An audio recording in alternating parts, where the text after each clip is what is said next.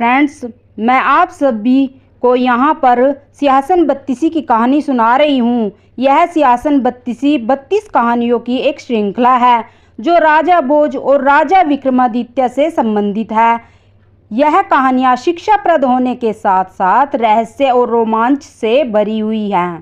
सातवीं पुतली कौमुदी की कथा।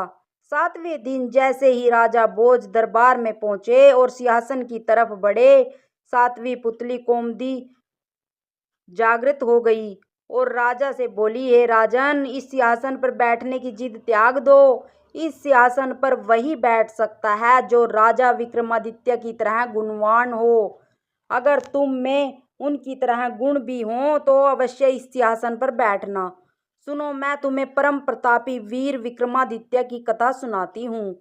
एक दिन राजा विक्रमादित्य अपने शयन कक्ष में सो रहे थे। अचानक उनकी नींद करुण क्रंदन सुनकर टूट गई। उन्होंने ध्यान लगाकर सुना तो रोने की आवाज़ नदी की तरफ से आ रही थी और कोई स्त्री रोए जा रही थी। विक्रम की समझ में नहीं आया कि कौन सा दुख उनके राज्य में किसी स्त्री को इतनी रात गए बिलख बिलख कर रोने को विवश कर रहा है। उन्होंने तुरंत राज परिधान पहना और कमर में तलवार लटका कर आवाज की दिशा में चल पड़े। अक्षिप्रा के तट पर आकर उन्हें पता चला कि वह आवाज नदी के दूसरे किनारे पर बसे जंगल से आ रही थी। उन्होंने तुरंत नदी में छलांग लगा दी और तैर कर दूसरे किनारे पर पहुंचे। फिर चलते चलते उस जगह पहुंचे जहां से रोने की आवाज आ रही थी। उन्होंने देखा कि झाड़ियों में बैठी एक स्त्री रो रही है। उन्होंने उस स्त्री से रोने का कारण पूछा।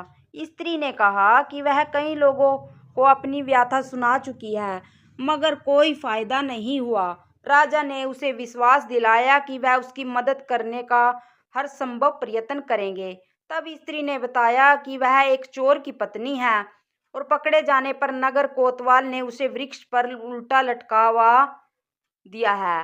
राजा ने पूछा, क्या इस फैसले से खुश नहीं है? पर औरत ने कहा कि उसे फैसले पर कोई आपत्ति नहीं है, लेकिन वह अपने पति को भूखा प्यासा लटकता नहीं देख सकती। क्योंकि न्याय में इस बात की चर्चा नहीं है कि वह भूखा प्यासा रहे, इसलिए वह उसे भोजन तथा पानी देना चाहती है। विक्रम ने पूछा कि अब तक उसने ऐसा किया क्यों नहीं? इस पर औरत बोली कि उसका पति इतनी ऊंचाई पर टंगा हुआ है कि वह बगैर किसी की सहायता के उस तक नहीं पहुंच सकती और राजा के डर से कोई भी दंडित व्यक्ति की मदद को तैयार नहीं होता। तब विक्रम ने कहा कि वह उनके साथ चल सकती है। दरअसल वह औरत पिशाचनी थी।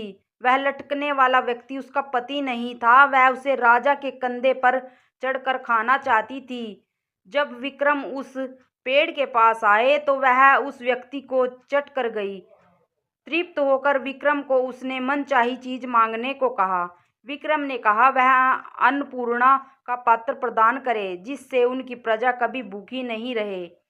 इस पर वह पिशाचनी बोली कि अन्नपूर्णा का पात्र देना उसके बस में नहीं है, लेकिन उसकी बहन प्रदान कर सकती है। विक्रम उसके साथ चलकर नदी किनारे आए जहां एक झोपड़ी थी।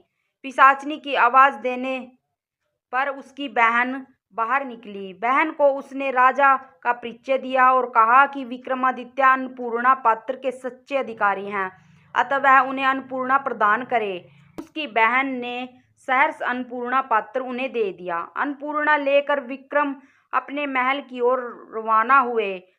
तब तक भोर हो चुकी थी। रास्ते में एक ब्राह्मण मिला। उसने राजा से भिक्षा में भोजन मांगा। विक्रम ने अन्नपूर्णा पात्र से कहा कि ब्राह्मण को पेट भर भोजन कराएं। सचमुच तरह तरह के व्यंजन ब्राह्मण की सामने आ गए। जब ब्राह्मण ने पेट भरकर खाना खा लिया तो राजा ने उसे दक्षिणा देना चाहा।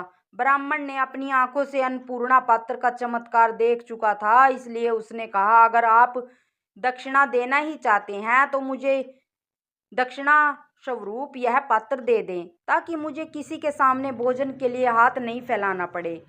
विक्रम ने बेहिचक उसी क्षण उसे वह पात्र दे दिया।